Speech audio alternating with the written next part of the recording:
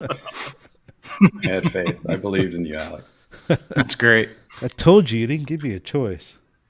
Looking like Jesus in there. That's right, Buddy Christ. That was my Halloween costume. That's great. Such a great movie. That is from the movie, Yeah. right? Yeah, 100%. In the background of the church. That's what I was going for. I have to watch that again. That was hilarious. Isn't Carlin in it at the end? Was he the... Yeah. I think so. He's, God, I haven't seen that movie in over a decade at least. So, yeah, it definitely movie is ages that? you. Dogma. it's funny that that's Oh, a movie that ages you now. Yeah, it's from the 90s. So, oh, man. Yeah, so when Alex Vetter comes on and sees that, he's going to love this. I actually did show up to a meeting on Friday before Halloween with some C-level folks in there dressed like that. So they know what they're in for. I've been around. I've been at cars for a couple of years now. So. Yeah, I'm not sure the audience knows what they're in for when you actually come on camera here in a minute, though. I think last time I was on with you guys, I had my my holiday sweater, my cat sweater. that's right. Oh, yeah. It was then that I vowed not to cut my hair until you guys invited me back. So appreciate it. Yeah. Is that going to be live on the show today? It's, There. He's got a buzzer right there. He's going bald. oh, man. Shave it all off.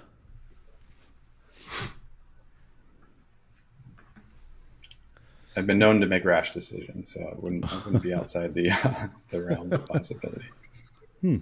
How far are the Clippers from you? Just in the other room. They're waiting. Man, I hurry up. told You got 50 seconds. Go get them. it's going to be donated, this hair, so I have to be judicious in how I take it off. Don't want to have to gather it up later. I have learned a lot. I've learned a lot. Like I didn't know how to manage this hair. I've had to have some coworkers teach me how. So. My wife's constantly complaining about the cold weather hair, getting out of the shower and then not getting a chance to blow dry it, and going outside in the winter and it freezes. I don't own a blow dryer either, so I haven't gotten that far in that level. I've not blow dried. I have not used a blow dryer on my hair. Yeah, what is the proper past tense of that? I don't know. Well, 2 seconds. I blew my... All right, look, it's Jonah with long hair. Here I am. All right, well, hello, everybody. What's up? Happy Friday. Yes. It is that. It's so this is our last show before Thanksgiving, right? Yeah. Yes. Yes. So next time you see all of us, we'll have a few more pounds on. I can't believe it's already Thanksgiving. 2021 went so slow and quick. So fast. Couldn't So go fast. faster. I don't know, man. Just hoping 22 is got better news. It's coming with it. That's what we said in 2020. That's true. Only up now? What's that, Bill? It's only up now. It's only up. That's right. And for you, man, you definitely had a good year. Yeah. I appreciate that. This has been a good year. It's good being on either side. It's great work with the Cars team. This has been a great start. It's only been a couple of weeks, but this has been a great start to everything we're doing here. We're looking forward to what we're going to roll out over the course of 2022. We have a lot of stuff to get fit into the Cars platform and the different parts of the Cars platform. But have been lucky enough to be joined by the great team here, including Jonah, sitting right by my side. Looking forward to talking to you guys a bit more about what we're doing, how we're doing, and how it's going to impact the overall automotive universe. How did CreditIQ get started?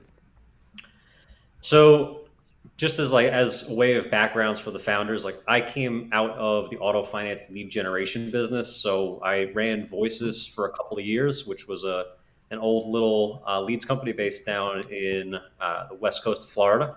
So we worked with at one point over about 1,000 rooftops. But by the time I got there, it was down in the hundreds. I helped basically get that thing straightened out, get it sold off. But during that time, we'd worked on a couple of different things as to how we were going to basically get leads straightened out, how we're going to start working with credit. And kind of just got me, I'll say, deeper in the industry on that side. But in the meantime, I was working with dealers in terms of lead generation processes, lead handling, particularly on subprime leads. So learned a lot about the finance business and, like, I'll say, the depths of the finance business from that end of things. That's the best place to start. It really is. It really is. You don't do that, you don't really get it. That's Yeah. like the broken deals, right? And so I had a chance to do a lot of things on that side. Work both on like the vendor side and all the marketing end of things, but then also got to partner up with a couple people I found on that side who also came from a couple of different vantage points. One particularly, I worked with Bill Gerhard, and Bill is one of the co-founders of CreditIQ. Who's also part of the team on the other side as well. Bill had a huge background coming out of AAA, but also grew up in the car business too. So Bill had worked with a number of. He was an F&I trainer in the younger part of his career, and then as he got older, went over to AAA and helped run their national accounts on the financial services side. So when he did that, he was working with top banks in the country, kind of getting the lay of the land in terms of what mattered to them from a marketing program standpoint. But had this diverse background to know effectively, lending on one side from the dealer's perspective, lending on the other side effectively from the lender's perspective, and some great relationships. So early on, the two of us got together. This was after Voices was sold off, but I was still working, and we were still working effectively on some parts of lead gen, just on the wholesale side. And we got introduced, had a couple of conversations, and we both realized that we saw this same common vision, that there was a need to put the transaction together, not just do it one where you do a transaction that's, follow all the single steps of the sale, but he knew effectively the lenders would love a tighter origination process, one that basically made the data transit in an easy fashion. And same side from the other end, it's we knew that there was some dealer demand to be able to do this, but this is when Carvana was just starting out. I think everybody had been talking about selling a car online for years, but in working in Voices, I had started seeing basically the technology that was there to possibly do that. Really, things got really going in about 16 when we added on actually my cousin, Anthony Liatsis, who came out of RelateIQ. And he was one of the lead engineers over there. They sold to Salesforce for a big chunk of money, and I basically said, let's go out and figure out how to get this done. He said no, and I kept asking until he said yes, and then we got going. All right. Very awesome. Yeah. What was I'm trying to think, Alex, maybe you'll come. What was the company that had the online credit app? A lot of dealerships with the were talking using lady? it. Yes. that your old boss used to love to sell? Yes, we had it at Mile One. Oh man. Yeah. I can't remember the name. I thought DealerTrack acquired that. I cannot remember the name of that. Yeah. Well, once the show's over, I'm sure it'll pop right in your head. Yeah, sure it will. Sure it will. But that was you're walking on the screen. Right? Yeah, that's exactly what she did. She took over your entire screen and just walked out and full body. There was an option for full that. Body. And what was funny is that I don't think you can get away with that anymore. It had two versions. There was the Spanish version and the English version. And if you hit Spanish, the lady came out totally dressed different, showed more of her bosom. It was like night and day. And I'm like, why? Why? And they had an interesting response to that, which I'll keep it PC and not repeat it. But is it dubbed or subbed, right? That's what matters. That's funny. It's like, all right. Y'all tried to talk me into that. We wouldn't have I just it. brought that up. Flag. Yeah, I just brought it up because just thinking about lead gen, because that was a pretty solid lead gen piece for dealerships to use, and of course it tied into it was a full online secure credit application. And I know they were headed towards the direction of teaming that up with like DealerTrack or different banks out there. And And then I believe they sold it, and I don't think I've ever seen it again. When you were at Voices, was that something that you were dabbling in, or because I'm not familiar with Voices? Yeah, so Voices it was just a subprime lead generation company. They had Okay. a number of dealers, but that's actually where I got the CreditIQ.com domain from as well. So Voices went back to like the late '80s. They were a loan by phone system originally, Oh, right? okay. So it was like the 1-800 yes yes yes was like one of their big hotline properties that they used for a lot of the stuff that they did, and then they around .com era, basically they bought up a bunch of domains. One of the big ones was CreditIQ, right? Nice. And they were positioned at one point for an IPO, and it's like they had a decent company, but it was crazy world of IPO land, and they started generating a lot of leads on it. They ended up, I think, rebranding at one point as like CIQ Group, and then basically over the era, they basically just started throwing off assets until they sold the whole thing. And so that was kind of an opportunity for us to grab that one. We thought it would be good in terms of like I'll say a visibility standpoint. It's a name everybody knows, even if they don't know it. But yeah, Voices was, at the end of the day, they either were generating the leads themselves through their properties or buying from third parties and just working with dealers on process. Gotcha. Cool story. Maybe we should ask Jonah if there's anything going on in his world other than a lot more hair. A lot more hair, yeah. And good to see you again. Certainly, Jonah. Yeah, thanks. Last time I was here, I think I was still with Dominion. But celebrating my 12 years in the auto industry now, and a little bit of a different path than most, but just having a lot of fun over here at DI and Cars family, and excited with the CreditIQ app. I jokingly was telling Alex earlier, I decided last time you guys had me on, I would grow my hair until you let me on again. So now I get to go into phase 2. This was my pandemic hair, and I believe I will be donating it to Wigs for Kids. So shout out to anybody who's been growing their hair during the pandemic. There's lots of opportunities out there if you have fresh, organic, unbleached hair to make a difference. So. Fresh and organic. That's right, farm to table hair. Right. You've been eating the grass all this time too. Yeah, you got to stay healthy. I'm really an expert at hair now. Yeah, you got some fans out there, it seems. Yeah, they haven't seen the hair in real life, and some former coworkers. Yeah, it's been exciting. Been exciting to start working with Bill and get out there with the news on CreditIQ and kind of look at where do we go from here. Obviously, digital retailing's been crazy, right? A lot of modern retailing, whatever you want to term it. I think we're calling it more modern retailing now. Excited. Haven't heard that one yet. See what's next. Yeah. You heard it here first. Excellent. So that's your lane right now, isn't it? This digital retailing. Yeah. So, given my quick, TLDR background, I spent about 6 years working with kids in at-risk youth placement setting, about 4 years as a training director in a call center for emergency alarms, and I decided I spent 10 years working with some chaos and some emergencies. I might as well dive into the automotive industry. So I jumped in with Auto Revenue. Bryce Engler, shout out there. He was my first big boss. So you have him to credit or blame for me being in the auto industry. And I kind of haven't looked back since. It's never boring. And just really happy to land with Cars and DI and a company that's got a lot of heart, a lot of big brains. Bill and his team just add to that. And it's just never a dull moment. So. And I'm working on the digital retailing section, more consumer facing, and we've got some dealer facing I work on with Jessica Ruth. So we've got a really cool team over there, really focused on how do we turn this into something better than it is today. Yeah, shout out to Jessica. I know you're a bunch of characters over there now. Yeah, it's very true. So as you were working Joe with Pastel in there, you were working with digital retailing. What did you guys see? What was, bringing CIQ into the fold? What were some of the,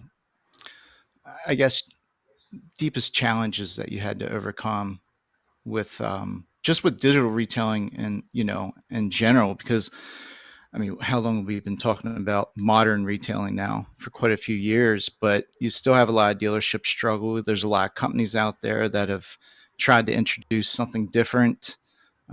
They too have struggled, and of course, we see a lot of them be acquired, by some of the larger companies. But it just seems as if like no one's really, and maybe it's because of the consumers, and I do think it's sort of maybe geographical, and there's certain areas that it seems to do a lot better than in other areas, or maybe it just has everything to do with marketing and the process at the dealership or lack of process at the dealership to really institute some type of digital retailing method or technology.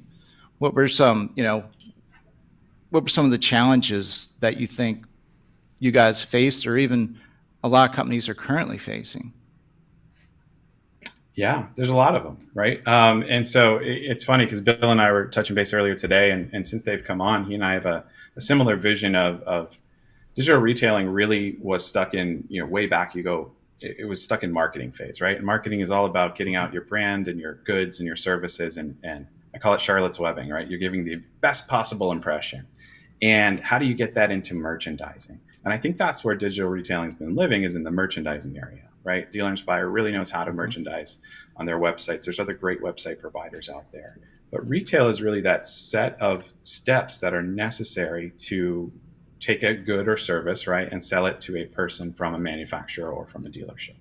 And so it gets complicated. There's layers to it, right? So we've been stuck in a little bit of a one size doesn't fit all is one, right? I think OEMs and COVID definitely pushed we got to start checking the boxes. Let's make sure that everything is in there so we can accomplish all of it, right? And I laugh, I joke a little bit. It's a little bit like Rocky IV, where, absent a process, it doesn't matter what tool you have. So take away the Cold War narrative. Rocky had his tools in front of him, and he took them and said, I'm going to use these. I'm going to build a process around them, and I'm going to win. And of course, Ivan Drago had all the best tools in the world. They said, oh, he's got everything. It didn't translate into a win, right? And so, certainly your digital retailing should be better than a shack in the woods. But until you start applying that process, and I think that's where we're at right now, right? We've gone as far as we can with merchandising. We presented the car. We presented the offers.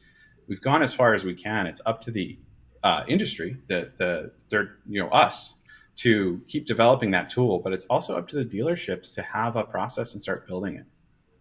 And I think that's where we live today. And that's why this CreditIQ stuff is so exciting, is we have an opportunity to meet in the middle there and continue to meet our dealers and our consumers and get those deals ready, more ready for sale when they walk in the door. I like the analogy. Yeah, anytime you can throw Rocky in there, you're winning. That's right. So what how will the tools benefit with CIQ coming into play now? I think there's some instant approval is going to be something we chase first, and Bill will be able to speak to that even better. So I think there's some instant feature adds and synergies that happen, but I think it's the depth of the tool that's going to happen over time and across not just Dealer Inspire and our retailing suite, but Cars Marketplace. We have an opportunity now to start seeing, okay, consumers are coming to the table with these tools. How do they behave across the marketplace, across DI websites? And where can we take a feature that's in there because it needed to be in there, right? And in the gold rush, the claim, we got to get all these tools built up and build them out a little more, get some more depth in there. Mm-hmm. Bill, what do you think? What are you bringing to me? I think the clear thing out of the gate for us is that we can bring, as what you're saying, instant approvals to the board. So everything you've seen from, I'll say, a lot of the leading platforms in the space, particularly what you see out of one of the platforms, AutoFi, is a feature set that we can generally bring. And we can do it not just in terms of the lenders that we have on our platform, which include Bank of America and US Bank, but it also means that we can bring forward the dealer's own lenders. So we're not limiting the dealer's network in terms of who they want to work with. What we're really making sure is that we can actually provide that instant approval at the right time on that customer. We can make sure the dealer has control over when that's provided, but we want to make sure that feature is there and available to the dealer so they can provide that customer the confidence that not only do they have something that's in the ballpark, but it's a real approval. And it's something they can actually take back. So we're excited on that. Is that what you've coined bring your own lender model around? Yep. That's the BYOL. That's the bring your own lender approach here, which is that for the dealer, it's finally they can bring their own lender to an online approval. Oh, I got to ask, who came up with BYOL? Because you missed a colossal opportunity here. It should be BYOB. Bring your own bank. Have some fun with it. Yeah, really. They're not all banks, Alex, as you know. I know, True. but True. I like it. Bring your own beer, because that deal is going to be booked and it's going to be happening much quicker. So you can cheers it afterwards, right? Exactly. It's the Vermont in me that thinks about BYOB. Maybe it's Friday. I don't know. But It's Friday. Yeah. So at one point, Bill. Oh, sorry, Jeff. No, go ahead. So I know at one point if this was just a short time ago or just a short phase, we were talking at one point about some API services that you guys were doing. Thought there was some pretty cool direction there that you guys were taking on that front. And has that been 86'd or? No, not at all. We're continuing forward with what we've been doing. Like the platform and the direction as to what we're doing has really just been, I'll say, aided by having, I would say, the best distribution platform, best technology platform to plug into on one side. But everything we've developed out from an API perspective, we expect to have leverage. We expect to basically be powering more and more platforms within the space. We've worked with a series of other platforms in the space. I'd be remiss not to mention ActiveEngage is one of those. But at the same time, we've worked with Max Digital. We've worked with Rocket Auto. We've had a number of great partnerships on our side that we've had an opportunity to work with and look forward to continuing to work with as well. One of the more recent ones being AutoWeb as well. And so they use our API services, and our API services basically allow us to basically do all the same kind of payment calls and the same kind of payment quotes that you would expect. We do have tax and fee service directly wrapped into what we do. And we have actually been taking deals for over 3 years straight through to contracting too. So we like to really focus on the contract readiness of these quotes. It's very important on our side that if we're going to start doing a quoting engine, it's got to be something that's material. And material means path to contracting. So we've been doing a lot of work on that side to be a real calculations engine.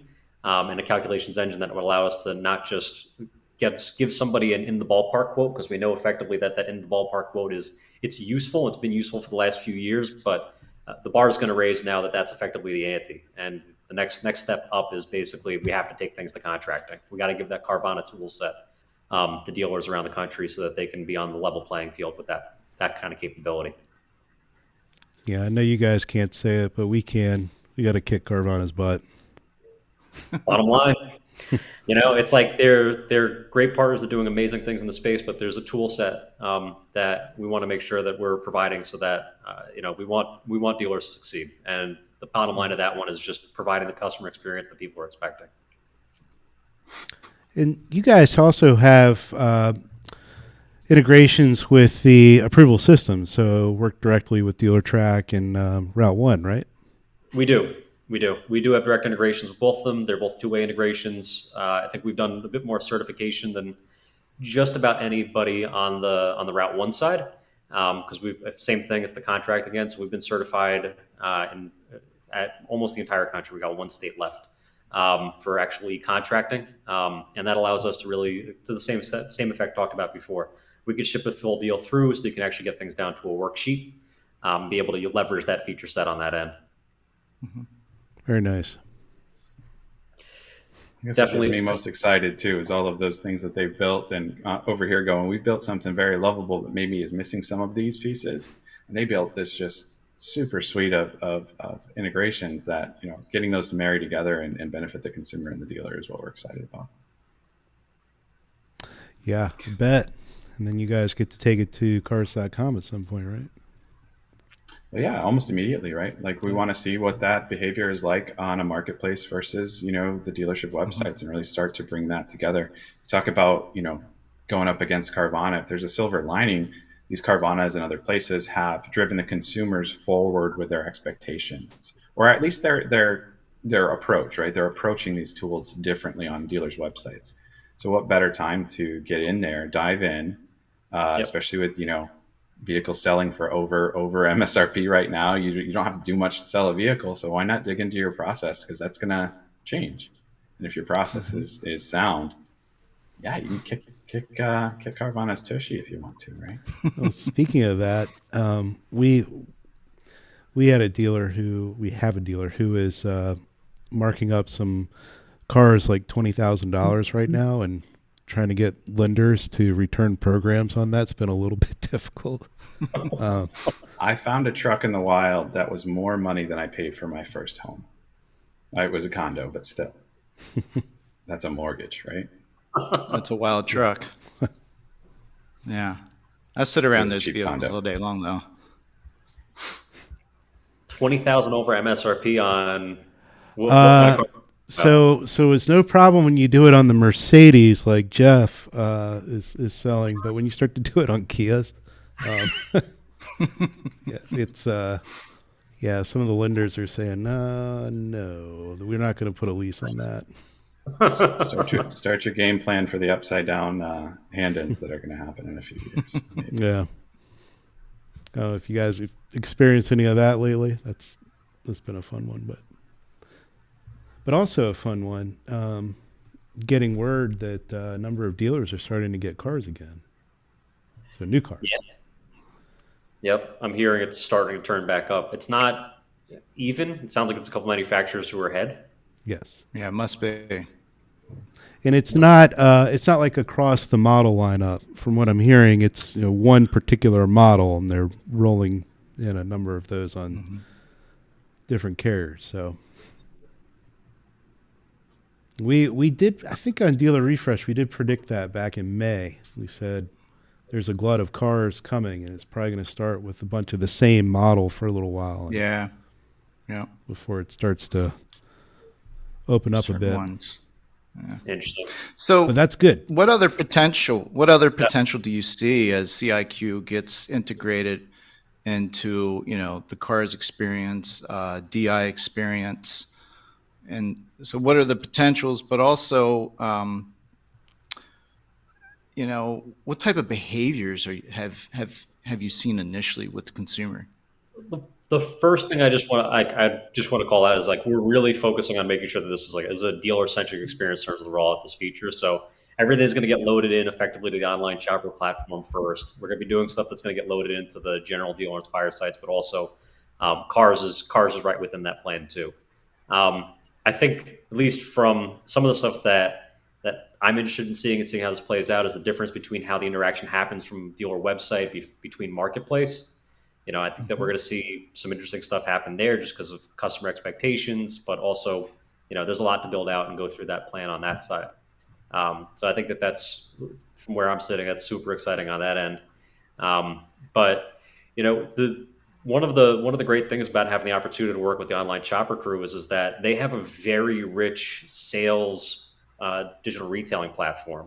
And so, when you actually add a financing experience to that, and we get to really a very holistic, conclusive deal or a very well put together package, I'm really interested to see how we end up seeing that package work together as a roll forward into a fully built deal. So that's some of the stuff that I see, at least on my end, that I'm pretty excited to see the outcomes of the integrations. Mm-hmm. Yeah. Anything you can share on that front, or is it still too soon to say like this is the spot we're focusing in on integrating first, or what's? Have you guys had the chance to have that conversation yet? We've had a lot of conversations. Yeah, it's been pretty busy. Interestingly enough, too, like something like this isn't, it's not public knowledge. So I only was aware of CreditIQ as a potential partner for the past, weeks or so, just kind of vetting them from that angle. So I was right there with everyone else with the excitement of the actual acquisition. So I think now we're in that phase of kind of sitting down and going, okay, there's a lot to play with here. There's a lot of things. What do we do first? And I think, Joe's been outspoken about the first step is really that instant approval, getting that deal that you can kind of take right into the dealership and kind of fast forward to the process of the finance manager. I think that's exciting. Figuring out what the appetite is for the consumers, right? How do we get them there? Not all of them. It's never going to be everybody. I think one of the worst things you can do with your digital retailing tool is say buy 100% online and guarantee you your call to action rates or click-through rates will go down, because that's not true. And it's not really even what everybody's looking for. They're just looking for some trust to take that next step. So we've been seeing consumer behaviors, even through the pandemic. Payment is still king. They want to know what the payment is like. They want to mess around with that. Trade is probably second still, which you've kind of known this forever, but it's further validation. It's important to know what my trade's worth. Obviously, people are looking to get a deal with their trades now too. And then it kind of just tapers down from there. I've been pretty encouraged before this, even with credit interaction. I think things like Credit Karma and all of these things that are making credit more palatable for consumers, they kind of know their credit. They're not as concerned. Now's the time to really capitalize on that. And if you fill out an entire form and get thanks, I'll get back to you. That's not the best, right? I've just given you my social security number and you said, thanks, bye.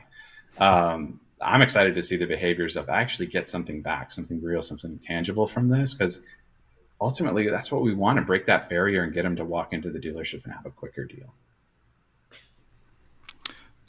Does it make a difference if you can speed up that process on the finance side? Does that equate to more sales, better customer experience? I would think it would, but what are you guys seeing on your side? Yeah, I mean, like from what we've seen on our end is that engagement of having a credit application submitted, an actual decision selected, is that deal will fund much faster. That deal will actually end up having a higher PVR.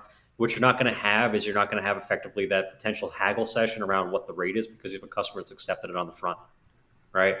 And being able to do that, but also do it in a transparent manner, is also just one of the nice ways, right? Where all of a sudden the nature of the relationship goes from one of surprise at a late moment that does not help the trust relationship between the sales or the F&I manager and the actual consumer. And now you can just start from a place of trust. And when you start talking about selling products, you're now selling products in a position that's just like, you want to protect your asset that you've purchased. Right now, it became a lot easier to justify to people that the asset's worth a lot more in this recent environment.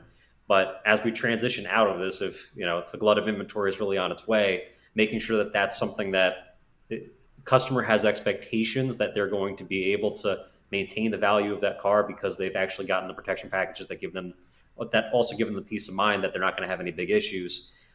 You've simplified and softened the process. And it's pretty exciting to have that ability to roll out at this kind of scale, because I think it's going to be meaningful to the dealers who have that feature added on. You mentioned trust. That's it's a big one. And the other thing that follows it is obviously you remove the friction. And the friction's at its highest point when the customer's given something online and then shown something different in the store. Yep. I was reading a blog article on your on the CreditIQ site. I was going to say your site, Bill, but it isn't anymore. But it's the shareholder site now, right? But and congrats again on that. But there was an article in there. It was talking about the mix of the online and then the in-store process and how dealers need to welcome that. And I couldn't agree more. So and that's kind of the online and in-store process, and the merger of those two is just like, it's part of the natural reality we've all talked about in terms of omni-channel. We all know effectively that's the natural being of the future. It's just a question of how is it actually accomplished, right? It's because it's tremendously difficult. How many dollars have been poured into product development and digital retail over the last few years, and how many stores have successfully rolled out a real omni-channel approach? It really speaks a lot about the dealers who've been able to implement it, much more than it does the technologies that have been able to be rolled out. And the reason why, frankly, is that like there's so many process differences store to store. Contracting is way harder than anybody appreciated. Getting the calculations right again is also way harder than anybody appreciated. But there's probably there's some underlying things that have to do with some of the providers that are major players in the space. which is that we have to figure out how to build around some of the challenges because, some of those providers are essential. And some of those providers just need to be worked with in either in a different fashion or different things need to be built to replace them. And that's, at the end of the day, we're excited to start working on that problem in greater depth. But I think that's kind of the ongoing issue that's in front of us is how do we really do more work to hybridize the sales process online to in-store, and just keep on working on that seamlessness between the two and make sure that it's not something that just can only be done by the top 1% of dealers too. You mentioned the calculations, and I see you had something coming up, Jeff, but there's a question from Dan Sayer too we do want to get to. Go for it. But on the calculation side, I think it's important that people hear this and dealers especially understand it. I mean, they feel this pain point when there's a payment that's been shown to somebody prior to them coming into the store, and then they come in and they're getting a different payment. And most dealers, especially the franchise dealerships that are probably listening in today, want to do what's best for the consumer. So the thing you have to do when that occurs, because maybe a calculation, for example, and you guys might have a competitor that's really bad at doing this, maybe they stack two rebates together, like they put a retail rebate and a lease rebate and showed a customer a $100 less payment than is actually possible of achieving. And so when you talk about the calculations, it's very important that you be very accurate and that the payment that the customer was shown online is repeatable by the sales manager at the desk. Because as soon as it's not, the dealer normally has to discount their price significantly to meet that payment on the error of the technology provider. So, well, and you just lost all trust. You lost the trust. You created the friction. Mm-hmm. Yep. Yeah.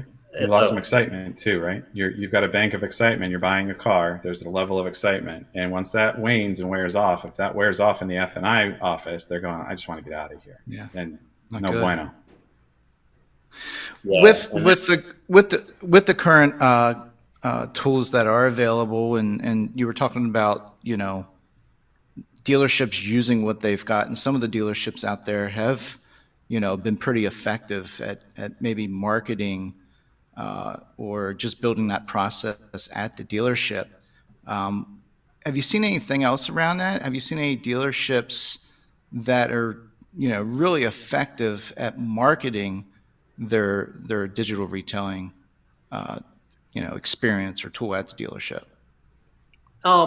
I think that some of the stuff I've seen from the Germain guys seems to be pretty much on the forward edge of things. They've seemed to be doing a pretty good job there. Okay. I have seen, there's been plenty of digital retail advertising, but it's not focused on the in-store aspect of it. We've seen plenty of videos of dealer personnel walking around with an iPad, right? Yeah. Doesn't mean anything in terms of what they're doing in the store, but there's a chance of an appearance of that being done. And I think to a certain extent too, in a lot of places, especially when you get outside the coast, outside of like the more progressive cities, it's like it's not going to be wildfire going through the country where it's just going to all of a sudden take hold everywhere. But it's still, like with the limited number of rooftops that are using the platform successfully in store, and frankly, like as long as they're continuing to use 5 platforms to sell a car while the customer's there, it's great that you have the veneer, right? But Mm-hmm. It's still going to turn into a process that's going to take the time. It's still turning into a process that's going to have surprises. It's still turning into a process where you might have somebody sitting at the desk keying in what the tax and fee calculation is because, it's the only way that they can actually get the deal to pencil front to back. And still expectations between the desk that happens up front and what actually gets done in the DMS. I got something to say on marketing too. I'll follow that up. So more specifically, as far as where does success lie with marketing your DR process or your DR tool than your dealership? We've seen success with. So there's one approach that is making sure that you take your existing marketing efforts and start ushering people into that digital retailing process, right? So coming from your digital advertising, coming from your Facebook advertising, or even some of your organic push, if the consumer can get into the DR process and become more of a deal that you can work than just a lead from a form, that's impactful. We've seen, I think the marketing team has shown me like 47% cost reduction in cost per lead. Of course, you're going to want to stay in touch with whoever's doing your marketing and make sure you validate all of that. But that's one step, right? Getting the consumer into the experience without, going on radio and deciding it has a mascot and a new name and all of that. But to that branding piece, I think the successful ones start internally. You have to have a process before you promise a process. And so it would be great, if these DR tools, if we could get to a point where they could sell cars absent a human touch, then by all means go out there and market it right away. But if you don't have the process built in your dealership, you're sending people to a dead end a little bit, if that makes sense. You're marketing it, you're putting a good name on it, and then the experience isn't the same. I went with a friend just recently. I won't name names because I'm not mean like that, but they were getting a car and I went with them. Long-haired guy coming in, they had no idea. And of course, we had already secretly shopped a competitor using a DR tool, and we used their DR tool, not becoming a lead on either one. So this is something that's happening right now in the wild, just so dealerships know. People are using these tools and trying to stay anonymous. We all know what a lead gate is. So I sat while this person dealt with the salesperson and just built the same deal they were building under the table. They used that excitement time to do the classic walk to the manager, get a pencil, walk back. It's not like this person came back with a deal that was close. It was $160 on the payment. It was absurd. So eventually you needed more money down. Yeah. Well, you don't understand. We got to recondition this vehicle. Our taxes involved. These are all questions he asked me when I very kindly said, hey, look, I just built this on 2 sites. I know it can't be perfect, but tell me why it's so far off. And he said, I don't really use that tool. And there's step number 1. If you have a tool on your site, you need to tell everyone in your dealership to mess with it. Because whether they're walking in the door or you can track it back or not, customers are. And if that customer is a little less vocal, they might just walk away and say, you know what, the trust is gone, the excitement's gone, I'm going to go to your competitor. When somebody else asks, hey, what do you think about, no, I use their tool online, and when you walk in, they're going to say something a lot different. So we've just wasted excitement time by doing the back and forth. In the end, we walked away, and within the hour, of course, the text came in with a deal that was pleasing to the payment that they wanted and slightly advantageous to the dealer. It worked out in the end, right? But it was pretty tricky moment. So speaking to marketing, don't just go out there and market like your name. You gotta build a process first. And there's smaller marketing tacks you can take today to start getting your local regional customers into your experience. Yeah. I'm waiting to see a dealership come up with a decent or solid marketing, whether from a video standpoint. How could you get that message across in a commercial of some type that the payment on the website is the payment that you actually leave with, when you're purchasing the vehicle? That's all you got to say. We're so confident in our payments and that we're not going to jerk you around that it's all on our website. If you like what you see, come on in. Yeah, somehow be able to visually show the consumer that price is going to stick with you all the way through, Yeah. But some of the challenges are around, you touched on it earlier, all the different rebates, different states having different taxes. How that's got to be a pain in the butt to deal with and to figure all that out. And also on top of that, if dealerships have any questions around security or compliance, what have you guys done to battle that? Yeah. We're PCI certified. I mean, we basically went through a heck of a process to make sure that we had everything lined up for that actual review. PCI is actually, it's payment card industry standard. So it's the same thing that anybody who stores credit cards has to have to be able to store it compliantly. So we had to go through a full vetting and security resolution process on that end. It took us like 2 years to get through everything. Because basically we had to add an entire policy set to everything that we were doing. But, this compliance security side, I feel very confident in what we've done on that end because it's the top end of the industry standards. On the other side of it, it's because of our commercial relationships that we have with our lending partners. we had to go through very much the same kind of compliance audit and policy audit. And so not only does that mean we have to do it from an information security standpoint, that means we also have to do it from how we actually present all of our disclosures, when things are collected, and are they collected in the right manner. Like, there's a tremendous amount of work that has to go into that end to make sure that you can do so. And we've had active commercial lending relationships for over 2 years. So, and we just got through our second PCI audit as well. So it's like we've done a lot of work on that end just to make sure that the infrastructure is as solid as you can get throughout anything that you've seen in this space. And we're confident on that side that anything from a risk and compliance and security standpoint is where it needs to be. And getting acquired has nothing to do with that either. All Nope. the audits that brings. So yeah, Never. especially by cars, I can imagine. Just There's send chat. a question from Dan Sayer. Want to throw this up here. So he's wondering about digital retailing tools all getting to a point of feature parity and having the same stuff. So how do digital retailing tools differentiate themselves when everybody's the same?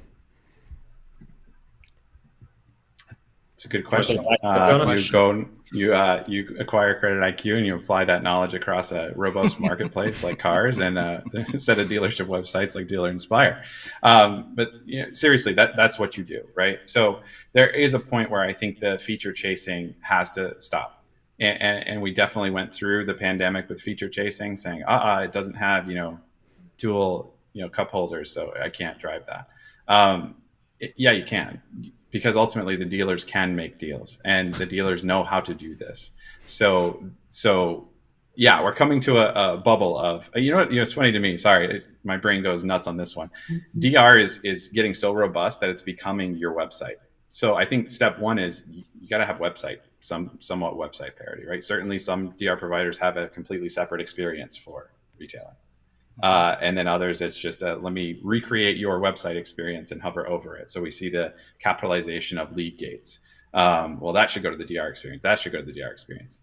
You're right, but it's changing our narrative on what is a website and what does success of a website look like. So I think maybe that's the next step, Dan. It's kind of, okay, there's some feature parity. Does it fit your process? And maybe we get back to the Rocky analogy that a little bit. That's like, well, if you have a tool, start using it. Otherwise, we're going to keep adding features because the OEM is going to keep telling us to add the features and check the box. And could you in a house? Could you use your digital retailing now? And some of it's going to be pick it. I think Kevin Fry, I listened to him recently talking about process. He said, pick a tool, apply the process, and see what doesn't work. Yep. So there's going to be a piece of that too. And then, of course, we're going to get into where does the data live and how does the data get pushed around? And some people are going to say you need a full stack ecosystem from the same provider. I don't agree. I think how do you play with other dealer systems becomes back in play just like it always is, right? How do I make this easier for the dealer and the consumer to complete this deal? I'll take that question from the other side also. There's one side that it's the migration towards the website that is definitively happening from a merchandising standpoint. At the end of the day, the customer's buying a car, right? And we forget it in the mass of the features that we end up focusing on everything else that's in between that's not the car. But the other side of things is taking things towards effectively like towards the DMS. It's like, how do we make sure that we get a calculation? How do we make sure we get things to a contract? How do we make sure, because this is basically the dividing line between being able to be used online and use it in the store, or at the very least to provide that online experience that some customers are looking for, right? So at least you can tout the feature, tout that kind of capability. But I think in the longer term starts turning into like, how do you turn it into a sales platform?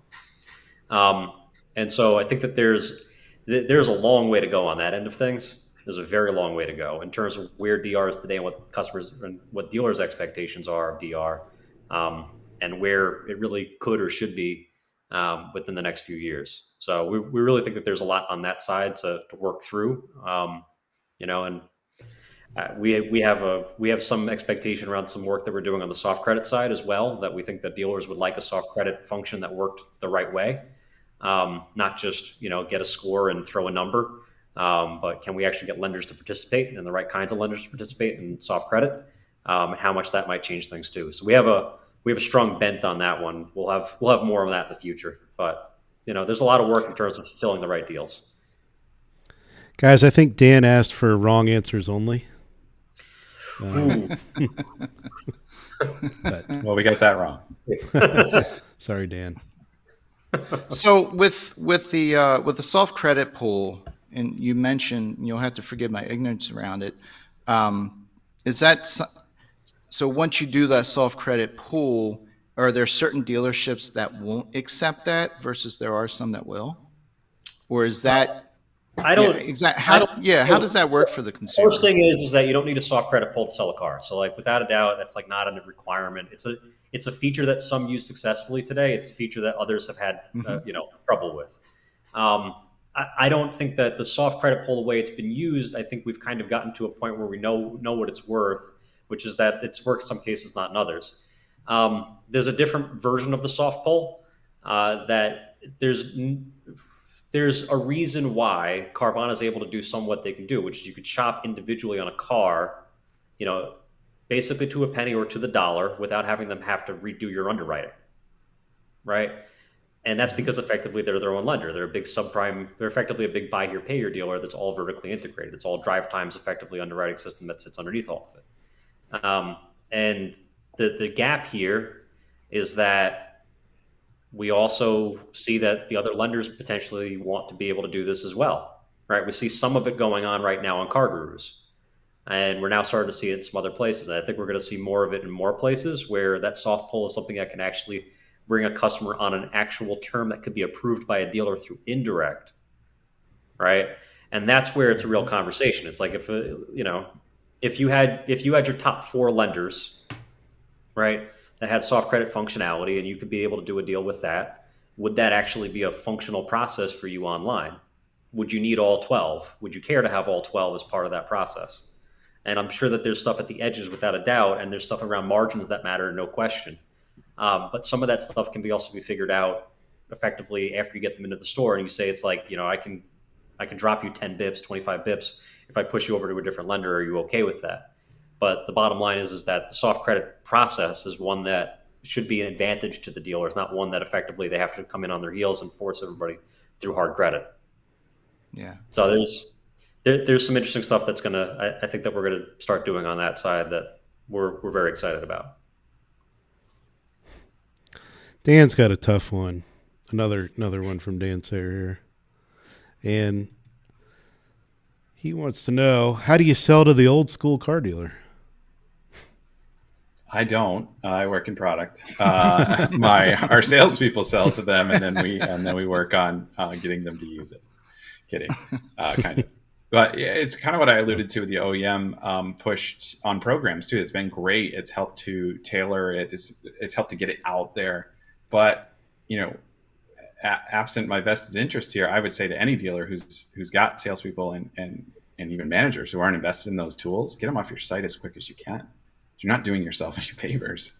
That's not checking a box. That's creating that point of friction. So I think it's education. You have to have a champion at the dealership, and this is where industry and dealerships are trying to meet in the middle. Is who can I get to champion this? How can I make this part of your process? Not all in one day, not all in one 30-day cycle, but how can we take steps towards this as we go? It's a challenge. It's definitely a challenge when you see something like, oh man, it seems like the tool isn't working, but it's also, it's not being worked. Mm-hmm. And there's an answer from Alex Fetter. I defer to whatever he says. I'm sure it's more eloquent. We, a while back, we had Matthew Haken on from Prestige Volvo, and he tackled that a little bit. And what he said was he just sends in the down the road motors. That is those sales managers that don't want to come along for the ride. So there's 2 answers or 3 answers for you, Dan. Hiking papers. Well, you promote them to full customer is another way of looking at it. So when do you think will CreditIQ make its way over to cars.com and of course Dealer Inspire? You guys have like a time frame? Yeah, you're going to start in Q1. You're going to start seeing stuff get progressively rolled out. That's really going to be the start of it. you're going to see different features in different places, but minimally you're going to start seeing some stuff on the hard credit approval side start to get integrated. Okay. Well, so you guys have been at this for a little bit. We just made it so easy to integrate. We're running quick. It's a buffet of things that we could address, and we're certainly excited about 2022. But yeah, I mean, when you salespeople, right? You got somebody who walks in the door that's a slam dunk, you go for it. And this integration is a slam dunk for dealers, for consumers, and we're itching to get out there and really learn from it too, right? It's not just throw it in and check the box. It's, man, I can't wait to see what this looks like on cars and on the Dealer Inspire websites. And as we integrate it into our digital retailing, what's the difference? How do the consumers behave? And Jessica and the back end people are looking at, how do I serve this up to the dealer better, quicker, so they can be involved in this deal. That's always the fun part. Yeah, that's the fun part. Plugging something in and then watching the consumer behavior around it and figuring out, can we put a bridge here, or do we need to tear down this wall? Always find that to be the most exciting part of it. So so once you guys are maybe over on, let's just say cars.com, initially, like, what's going to change? What sort of, maybe quickly you could sort of step me through from the consumer's point of view? That, I think, to a certain extent, like, that's still being worked on in terms of the explicit process. But minimally, what you're talking about here is you have to get somebody through a hard credit application, right? There has to be that submission. It has to be on like we're doing it on inventory, right? Mm-hmm. And that's going to allow you to effectively submit that application. There's got to be effectively, some level of an input structure. So there's something to start with, and then we're going to be able to start serving back approvals. But we want that to be in conjunction with partner dealers. We're going to be getting settings. We want to make sure that effectively things are set up according to the dealer's requirements too. So, but I don't think the first iteration is going to be the last by any means, or the most complex. But we want to make sure that we're providing a customer an experience that is going to be a digital retail experience that nobody gets tremendously surprised by. And it's going to be at the same time something that fits for the Cars brand and the Cars process. So, Bill, I got a totally different question for you. Okay. So, you have sold some companies before, as you mentioned earlier on in the show, or helped some acquisitions get through. Was this your first time to a public organization? Yes, definitely. How much different was that? It's a little bit different. Different level of auditing, different level of process. I mean, different level of inspection of everything that you're doing. But I would say that at the same time, like, the process was, it was robust but fair. And that's pretty much what you want in one of these. You want to be working with people that have. Frankly, it's better to be working with folks who have resources and go through the process than to work with people who just kind of, I'll say, not just do it, but it's especially on coming over to the other side. It's way better to be working with people who are ready for effectively what's coming, that know effectively what's there, that are very excited about what the future is, and that, from where we're sitting today, particularly as CreditIQ, it's like we came on with the expectation that we're running effectively the process to run the business the way we've been running the business, but also to really empower the general dealer base. And, like, that's been the objective. And, relative to selling to a private previously, that was, we were selling an asset. It's a very different thing.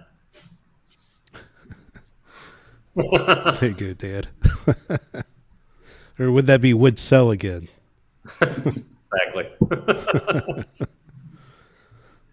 Yeah, I can tell you're probably going to do some more speaking events on behalf of Cars, Bill. You're good at this.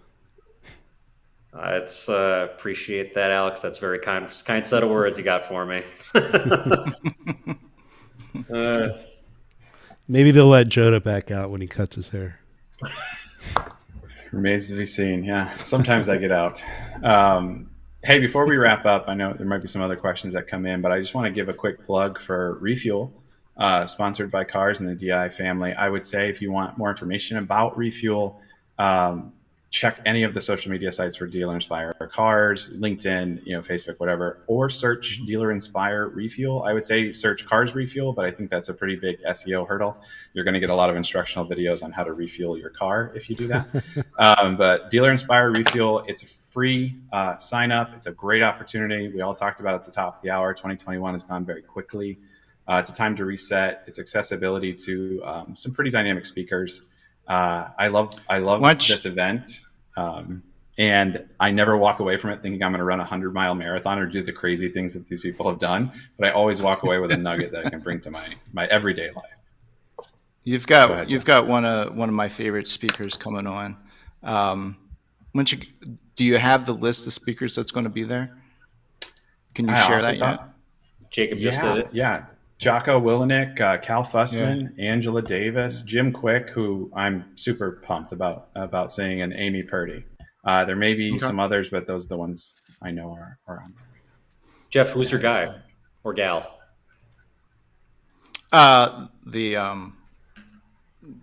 Shit, now I just forgot his name. Jocko or Jim? Yeah, Jocko, yes. Yeah, Jocko, he's a beast. Jocko's great, man. You're gonna hear this guy come out, and he's gonna be like, military and rough, and boy, the words that come out of his mouth are so inspiring and coaching, and it hits different for sure. Yes, he always hits you right between the eyes. Before. Yeah, he does. Common sense, usually what it boils down to. And, we a while back when Shura was getting Refuel rolling. We created a forum over on DealerRefresh in that honor. Yeah, we did. Yeah, we should probably talk about more ways to resurrect that. Yep.